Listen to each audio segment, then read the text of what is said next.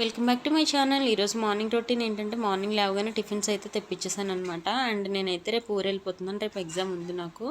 So మా husband అయితే ఇడ్లీ పిండి దోశ పిండి వేసి వెళ్ళమన్నారు, టిఫిన్స్ వేసుకుంటానన్నారు. సో ఈరోజు అయితే ఇంట్లో కూరగాయలు ఏమీ లేవు, నేను చేసుకునేది అయితే తెస్తాను, లేకపోతే ఎందుకు వేస్ట్లే అని చెప్పి ఇంకా నేను వద్దన్నాను. మా హస్బెండ్ కూడా చేసుకునేది అయితే తెస్తాను, లేదంటే కర్రీస్ తెచ్చుకుంటానని చెప్పారు.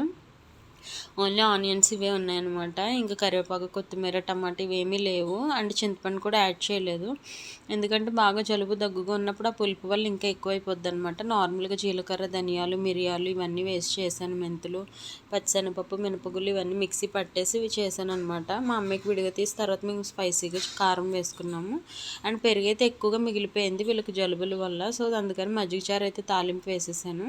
ఈవినింగ్ అయితే ఇంకేదో ఒక టిఫిన్ తినేస్తే ఇంక మార్నింగ్ ఎర్లీ మార్నింగే లేవగానే వెళ్ళిపోతాను అనమాట. రేపు ఆఫ్టర్నూన్ సెషన్ అయితే నాకు ఎగ్జామ్ ఉంది. మా అక్కకి నాకు సేమ్ సెంటర్. ఇంక అన్నీ కూడా పూజ చేసుకున్నాను అనమాట. ఏదో ఒకటి ఇంటికి వెళ్ళేటప్పుడు అన్నీ సర్దుకొని ఏది మర్చిపోకుండా వెళ్తానమాట. అందుకని నేను అన్నీ కూడా ముందుగానే సర్దేసుకుంటాను, ఏదైనా మర్చిపోతే గుర్తొస్తుంది కదా అని చెప్పి. మీరు కూడా ఇంతేనా అయితే కామెంట్ చేయండి. మీకు నచ్చితే లైక్ చేయండి, సబ్స్క్రైబ్ చేయండి. Thanks for watching.